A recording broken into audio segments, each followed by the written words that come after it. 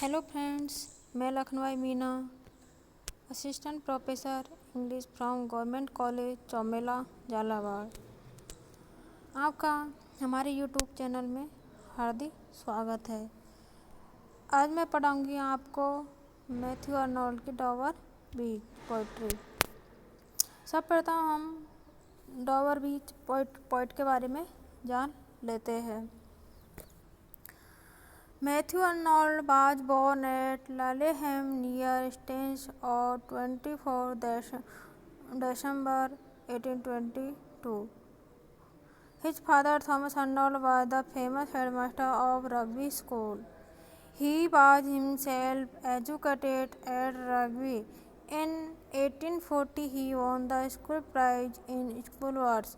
In 1843 he won the Newgate Prize for writing a poem on Cromwell at Balliol College, Oxford.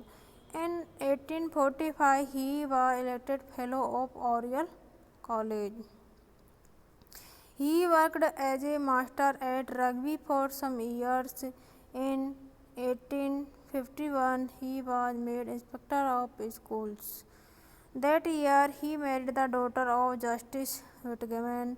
From 1857 to 1867 he was professor of poetry at Oxford. He died at Liverpool on 15 May 1888।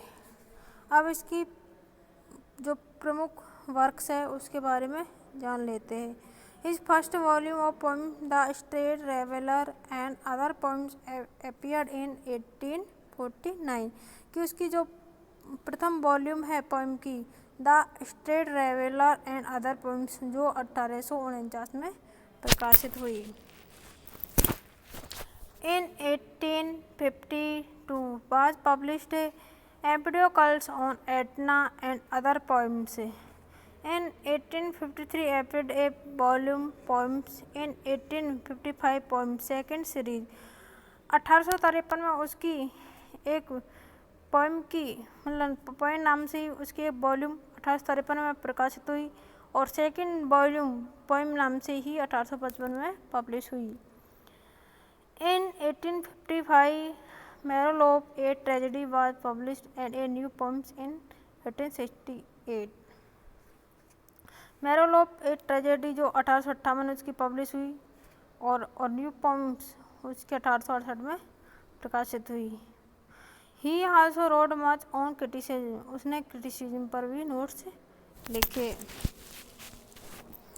अब डॉवर Matthew Arnold को poet के रूप में भी हम जान लेते हैं। We find clarity of expression, gravity and dignity of thoughts in his poems. He has classical sense of proportion and harmony. He cannot tolerate exaggeration of sentiment of passion or emphasize either in description or in epithet and imagery. He writes with a purpose and a definite aim in his mind, and his writings are free from the cloud of passion and imagination that hang upon and obscure the expression in Keats and other romantic poets. As a poet of nature, Arnold bears some resemblance to Wordsworth. He also possesses penetrating and sympathetic insight in nature and believes in its healing power. But he is not a nature worshipper like Wordsworth. Neither does he find perpetual joy in it, nor does he recognize any mystic union with it, but takes only detached view of it.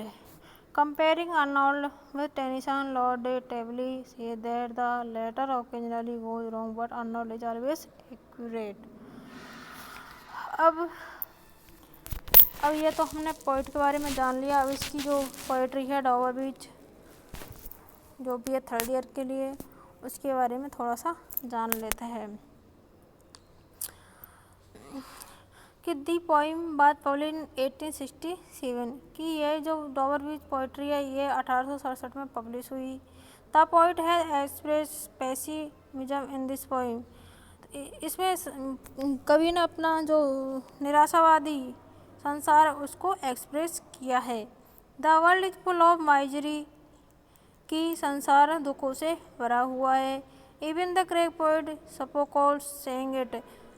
यूनानी कवि Sophocles ने भी इसे अपने गीतों में व्यक्त किया है। But in olden times man had faith and love for each other. लेकिन प्राचीन काल मनुष्य एक दूसरे के प्रति श्रद्धा और प्रेम भाव रखते थे। But that they have now lost. लेकिन अब ऐसा नहीं है। And street fight with each, बल्कि एक दूसरे के प्रति प्रेम भाव नहीं रखते, बल्कि एक दूसरे के प्रति झगड़ालू प्रवृत्ति के अर्थात एक दूसरे के साथ लड़ते रहते हैं। The poet is remained of it by Ebbing of the सा एट द डोवर बीच। कवि का डोवर तट पर ज्वार को गिरने से इसकी याद आती है। इस प्रकार ये तो हमने कविता के बारे में जान लिया। अब कल कविता को विस्तार रूप से कल पढ़ेंगे। अब आपको इन सबको याद करके आना है।